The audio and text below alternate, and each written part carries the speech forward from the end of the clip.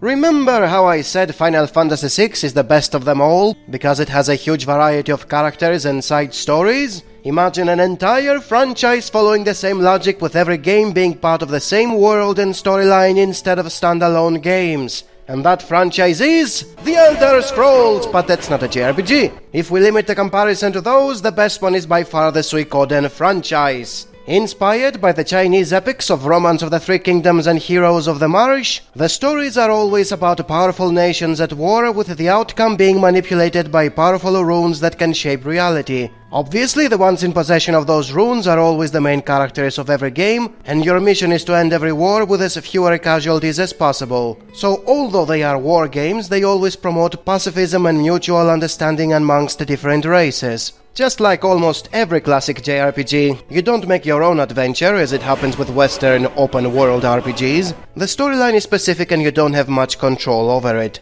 You are given some choices, but they don't really matter outside of getting a better ending by managing to gather all the characters in the game. Speaking of characters, you thought a few dozen ones you have to gather in Final Fantasy VI are too many? Try 108 in every game! Okay, about a third of them join automatically through the main storyline, but you need to find the rest and make them join by fulfilling some sort of prerequisite. And many of them don't stick around forever, they don't all appear at once, and they sometimes leave before the final part of the game, so you don't have the liberty to look for them whenever you feel like it. And yes, just like with Final Fantasy VI, very few of them have interesting storylines and nobody affects the main plot. But at least you are given a reward every time someone joins. They don't simply make the roster of available warriors bigger, your army number grows, your castle looks better, and you have more minigames and options for customization. It's really exciting to have a visual and practical progression of your efforts, instead of treating the characters as meaningless collectibles. The plot is also so intriguing and exciting to follow.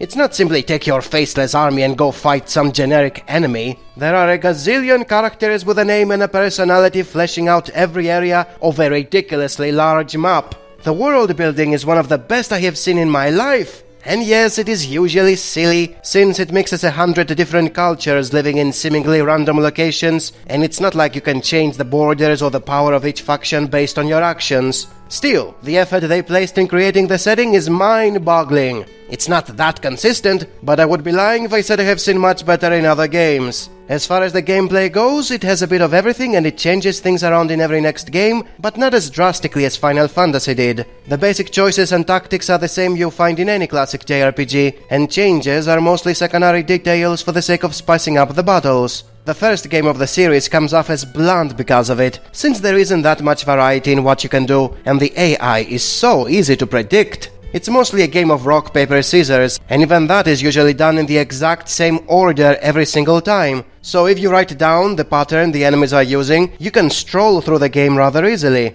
Also, the rune the protagonist is using can instantly kill any non-boss enemy for a few times before he needs rest, a thing which makes even the random encounters very easy. Basically, although the first game is fine to play, there is no challenging difficulty to the most part. If you know what you're doing, it's almost boring to play. Suikoden II is the definition of a praiseworthy sequel. It improves every single aspect of the first game, it builds atop the concepts and plots of the first story, while at the same time rewarding you for playing through the first game by not only getting all the references and reoccurring characters, but by also giving you the option to have the protagonist of the first game in your team in case you kept a save file with a perfect ending. You can't imagine how amazing it feels to be able to carry characters and statistics over a different game. It's fan service and reward for commitment at the same time. If there is an aesthetic issue with this, it's how it diminishes the concept of sacrifice. In order to transfer the data, you must find and save everyone, a thing which takes away the drama from the story. It's like finding a way to save Aeris in Final Fantasy VII. We always wanted that, but it would destroy the tragedy and would make Sephiroth less threatening. So yes, it is the most amazing crossover anyone could ever hope for, but in a way it's like the time reset in Clannad After's story. Same goes with the multiple endings of the second game. It gives you the option to end the game in a tragic way or even running away from the final battle, but to me that never felt like the way JRPGs were supposed to be. They are not Western RPGs where you make your own adventure. You are supposed to follow a specific scenario with little to no control over the outcome. If you are given too much control, it turns into ReZero, and I hate ReZero. Anyways, this is hardly an issue when compared with all the improvements. The army battles are now played like a strategy RPG on a grid instead of being predictable rock, paper, scissors. The ways you can optimize your battalions and individual fighters offers a gazillion different ways to approach every situation. Also, the main rune the second protagonist is using does not instantly kill minor enemies anymore, making random encounters more challenging and fun to play.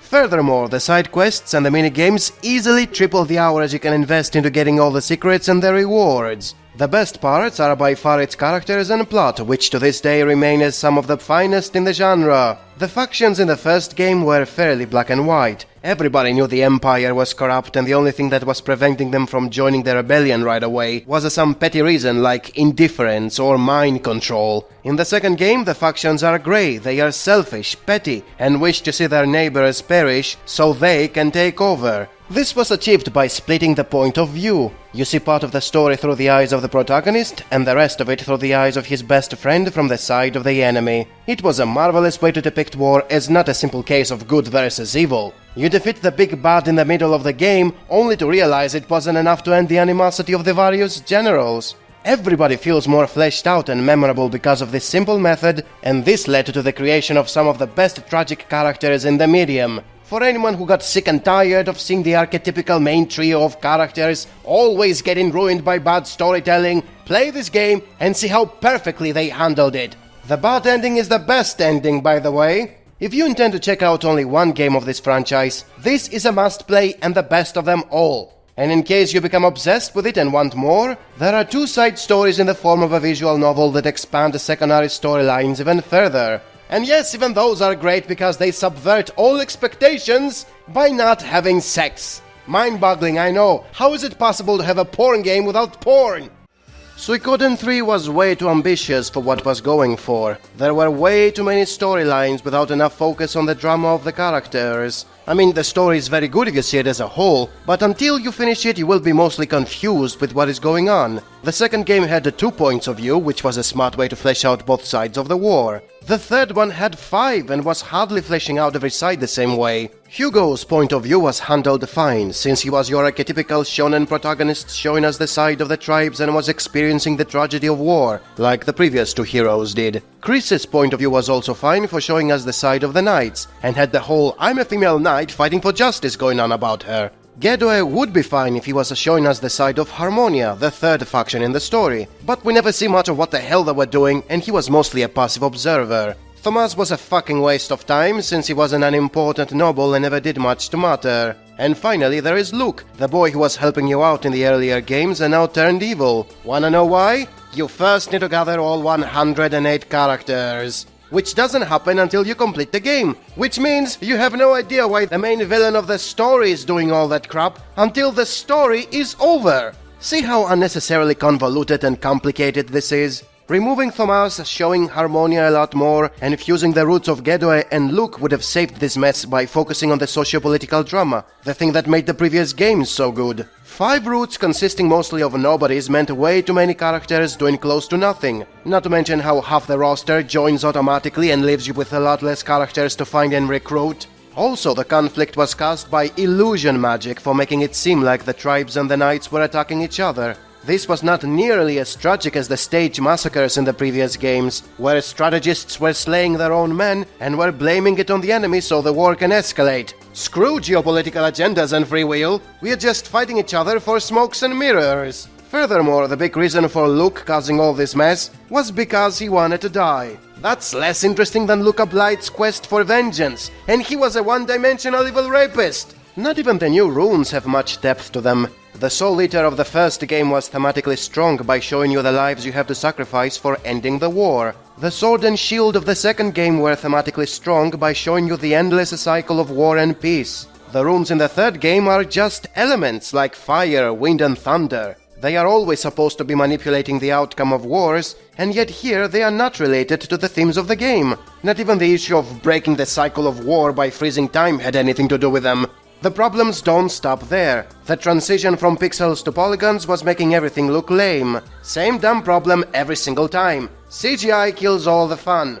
Furthermore, unlike the previous game, which is one of the best pixel-based JRPGs and never ages, Suikoden III's polygon designs were already dated by the time it came out, and after all those years, now it looks like complete shit. The gameplay improved by letting your characters move around in the battlefield, making it harder to hit them all with area attacks, and using skill points for improving their attributes. At the same time, it got worse by having lots of difficulty spikes. You are not given the freedom to choose your party members and customize their gear until the second half of the game. Until then, you are stuck with using the same tactics and characters, and the game just throws you inescapable battles out of nowhere that are usually hard to overcome without more freedom in messing with statistics. You can't believe how much this damages the replay value. And even if you stick to battles, they don't look that nice either. The characters move like Lego toys, the camera jumps around like crazy, and you can't move freely on the map despite being three-dimensional. Can you believe I had far more freedom of movement when the game was two-dimensional sprites? So as a whole, the only thing that would motivate you to play this game is your fondness of the previous two. It continues the storyline, it has lots of reoccurring characters, expands the geopolitical landscape of the world, while also setting up the continuation in Harmonia. The Emperor there plans to gather all the runes and freeze time or something. I really wanted to see that guy stopped after being indirectly behind every conflict in the franchise. And as we will see next, this never happened. The franchise so far had escalating narrative complexity and gameplay polishing. Suikoden IV threw all that away and used an unbearably generic plot that was even a prequel, taking place in a faraway land with almost zero connections to the storyline you were following for 3 games. There are a few recurring characters, but that is not much of a motivation for playing this trash. Even the gameplay of Suikoden IV was simplified to the point of making Final Fantasy IV seem more innovating. The first issue is the protagonist having no personality or interesting drama. You're given no reason to feel sorry for this guy, and yet your only reward for gathering all 108 characters is saving his life at the end. Big fucking deal, dying was his only worthwhile achievement. He had so little presence, nobody mentions him in the bad ending. It's like his own companions didn't care about him. Furthermore, previous games had dozens of interesting personalities. There is not a single memorable character in Suikoden IV, with the exception of Ted, the boy from the first game.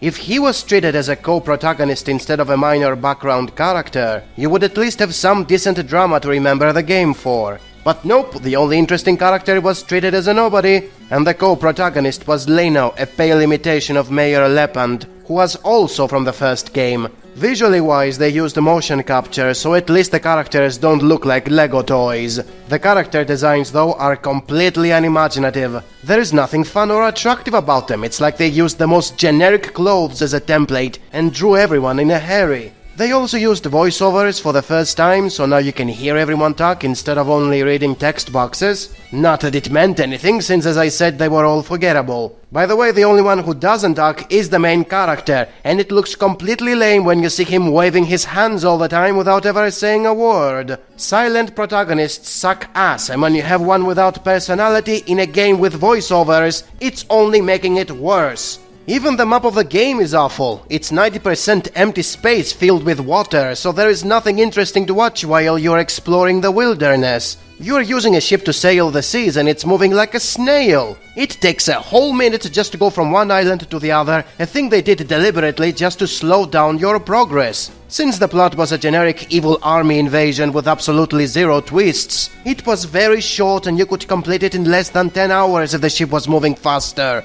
I thought I was being trolled when I defeated a boss that didn't feel like it was the final one. I assumed the game would continue after the end credits were over. And it didn't! It really was that short, with a final boss that felt like a generic minor monster. I couldn't believe this trash was supposed to be part of the same franchise. There were lots of worthwhile and memorable moments in the previous games. This one had nothing. I even played the Suikoden Tactics, which was supposed to be continuing the story as a strategy RPG. Maybe that was supposed to be the second part of the story, which for some reason they couldn't fit in one game. Guess what? Even that was generic, slow, boring, with even worse Lego-looking characters than the ones from the previous game. Konami didn't give a shit about Suikoden IV. It's almost as if it made it so people can hate them for what they did to one of the best JRPG franchises.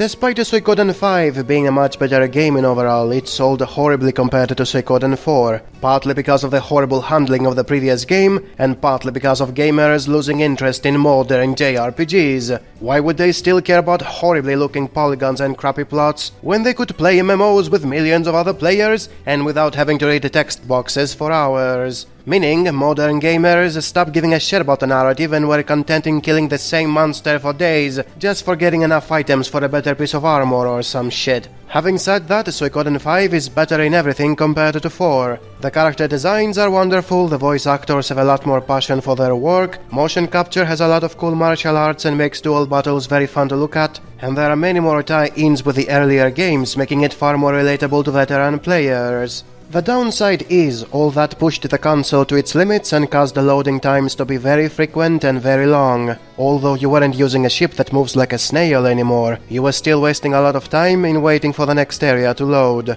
And since modern gamers have the attention span of a goldfish, they didn't have the patience to wait 5 seconds without spacing out, and were dropping the game for gathering animal pelts in Lineage. But what about those like me who were following the franchise over the years and had no interest in MMOs? How did we feel about the game? Let me tell you. We loved how the gameplay returned to how it was before, but we were disappointed with how they didn't improve it somehow. We liked the story and the characters, but we were also disappointed with how it was just a rehash of ideas from the first 2 games. It looks pretty, but compared to the previous 4 games, there is absolutely nothing new in it. Despite doing a decent job with the war drama and the political intrigue, it feels like an homage instead of being its own thing. It covers all the basics on a superficial level, such as expanding the world map, adding more factions, and including a rune that manipulates the outcome of war. At the same time, it didn't expand the narrative when it comes to the cosmology and the nature of war. Thematically, it was as barren as Suikoden IV, and does nothing besides regurgitating what you already knew. Falena felt like another Scarlet Moon Empire, only it's run by women. That doesn't affect the plot in some way. It could have been men and the story would be the same. And I have to complain a bit about the looks of the characters. The protagonist was way too feminine for my tastes. It makes sense when you're a prince in a land ruled by women, but he's also the silent type once again. I'm supposed to insert myself in this guy, and I can't because as a fan of Gar, I dislike feminized men. Also, there were way too many waifu baits in this game. There were a few in other games as well, but they overdid it here. I felt I was forming a harem instead of increasing my army by making them join. I'm playing a JRPG about war, dammit, not a porn game. The biggest disappointment was Konami never making a final Suikoden. The last game of the main timeline was a patchwork of derivative ideas instead of a completion of everything they left hanging since the 3rd game. What about the final showdown in Harmonia? No exploration of the western continent, no explanation for what happened to the Sindar civilization, no taking out Emperor Hikusak. What happened to Pilika and Gilia from Suikoden II? We didn't even see all the runes of the main universe. I wanna see some damn runes, goddammit! They did make a few more Suikoden games after this one, but besides using the same name, they have no relation with each other, as they take place in completely different dimensions with completely different gameplay and completely different characters. Konami is just milking the franchise at this point without giving a shit about its fans. It killed one of the best JRPG franchises, proving once again why retro always wins.